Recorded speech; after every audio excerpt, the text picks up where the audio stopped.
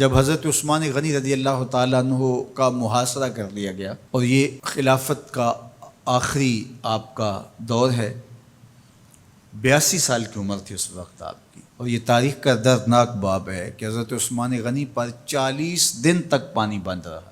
وہ ایک منصوبہ تھا، 3 لوگ 3 مختلف شہروں سے چلے، مصر سے، کوفے سے اور بصرے سے، 1,000 آدمی لے کر کے، اور مدینہ المنورہ میں پہنچ کر کے حضرت علی المرتضیٰ سے ملے، ام المومنین سیدہ عائشہ سے ملے، کبار اصحاب سے ملے۔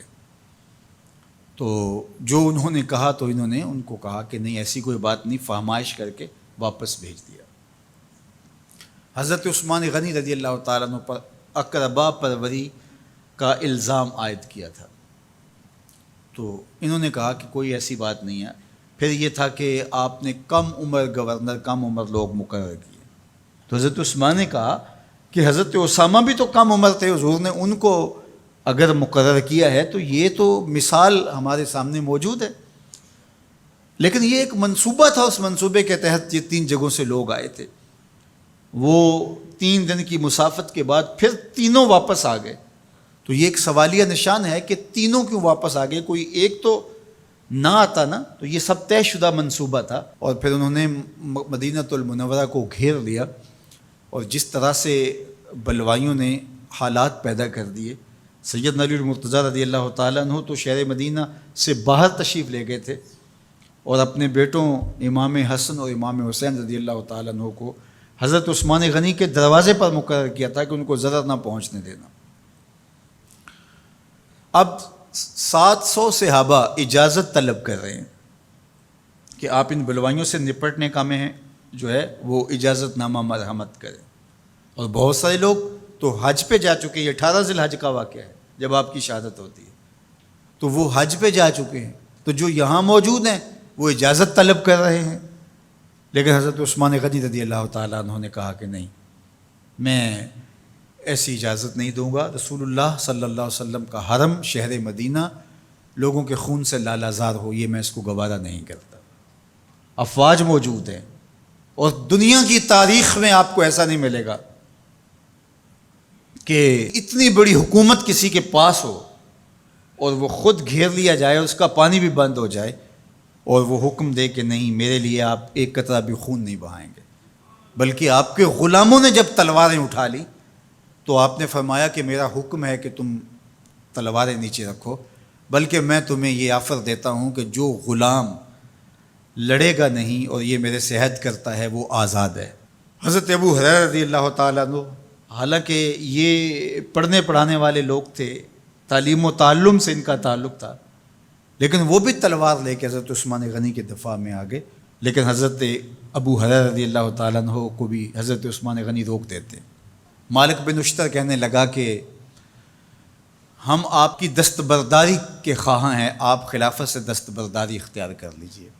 تو حضور علیہ الصلوۃ والسلام کے اس جانثار صحابی نے، حضرت عثمان غنی نے فرمایا یہ نہیں ہو سکتا۔ دستبردار کیوں نہیں ہوئے؟ لگتا تھا یہ سب سے زیادہ آسان تھا، لیکن حضور نے ارشاد فرمایا تھا، اے عثمان، تمہیں اللہ ایک قمیض پہنائے گا، لوگ اس کو اتارنا چاہیں گے، تم کبھی نہ اتارنا۔ تو اس سے مراد خلافت کی قمیض ہے، اور ان کی شہادت کی خبر بھی اللہ کے محبوب علیہ السلام نے دی تھی، اور اگر آپ دستبردار ہو جاتے تو یہ ایک کھلونا بن جاتا، بازیچہ بن جاتی خلافت۔ چند آدمیوں کے پریشر سے خلافت سے دستبرداری کرنا پڑتی۔ اچھا، ایک یہ سوال بھی پیدا ہوتا ہے، چند باغی تھے، ان کو کس طرح کچل دیا جاتا؟ لیکن حضرت عثمان غنی یہ نہیں چاہتے تھے۔ ایک تو یہ کہ مدینے کی حرمت پامال نہ ہو، اور دوسرا پورے عالم اسلام کو آگ لگانے کا جو منصوبہ تھا، 3 مختلف شہروں سے 1,000 آدمی لایا گیا ایک منصوبے کے تحت، اور انہیں لاشیں چاہیے تھیں، اور جو ان کے پیچھے کام کر رہے تھے نادیدہ ہاتھ، ان کا منصوبہ یہ تھا کہ یہاں سے مختلف سمتوں میں، یہ تینوں شہر مختلف سمتوں میں تھے، تینوں سمتوں میں جب لاشیں جائیں گی تو پورے عالم اسلام کو ہم جو ہے وہ خانہ جنگی کی آگ میں دھکیل سکیں گے۔ تو حضرت عثمان غنی ان سازشوں سے آگاہ تھے، تو سب سے اہون اور آسان یہ تھا کہ قربانی پیش کر دی جائے، اور پھر انہوں نے سن بھی رکھا تھا کہ 2 شہید ہیں، شہید تو انہوں نے بہرحال ہونا ہے، تو لہٰذا میں خلافت سے دستبردار بھی نہیں ہوں گا، اور شہر مدینہ کی حرمت بھی پامال نہیں ہونے دوں گا۔ اور تیسری بات یہ ہے کہ میں خود مظلوم شہید کر دیا جاؤں، تو آپ نے یہ گوارا کر لیا۔ تو 18 ذوالحج تھا، جمعہ کا ہی دن تھا، اور حضرت عثمان غنی رضی اللہ تعالیٰ عنہ روزے سے تھے، عصر کا وقت تھا، قرآن مجید کی تلاوت کر رہے تھے۔ حضرت امام حسن، امام حسین اور حضرت عبداللہ بن زبیر اور دیگر لوگ آپ کے دروازے پہ پہرا دے رہے تھے، لیکن باغی پچھلے گھر سے دیوار پھلانگ کے آپ کے گھر میں داخل ہوئے اور تلوار سے وار کیا۔ آپ کی زوجہ حضرت نائلہ آگے بڑھیں اور ہاتھ سے روکنا چاہا، آپ کی انگلیاں کٹ گئیں۔ پھر دوسرا وار کیا تو حضرت عثمان غنی رضی اللہ تعالیٰ عنہ کا دایاں ہاتھ کٹ کے گر گیا۔ حضرت عثمان غنی رضی اللہ تعالیٰ عنہ نے افسوس کیا اور کہا کہ تم نے وہ ہاتھ کاٹ دیا جس سے میں وحی کی کتابت کیا کرتا تھا۔ پھر اس کے بعد آپ پر 9 وار کیے گئے اور آپ کو شہید کر دیا گیا، اور آپ کا خون قرآن مجید پڑھتے ہوئے اس آیت پہ گرا، فَسَيَكْفِيكَهُمُ اللَّهُ وَهُوَ السَّمِيعُ الْعَلِيمُ۔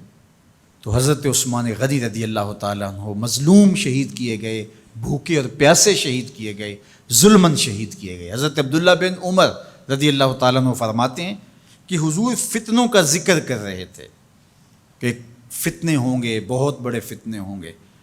تو ایک شخص نے چادر اوڑھی ہوئی تھی اور وہ مجلس واعظ کے قریب سے گزرا جہاں حضور کچھ ارشاد فرما رہے تھے، تو آقا کریم نے اشارہ کر کے کہا اس دن یہ شخص حق پہ ہوگا۔ عبداللہ بن عمر کہتے ہیں کہ میں اٹھا اور جا کے دیکھا تو وہ حضرت عثمان تھے۔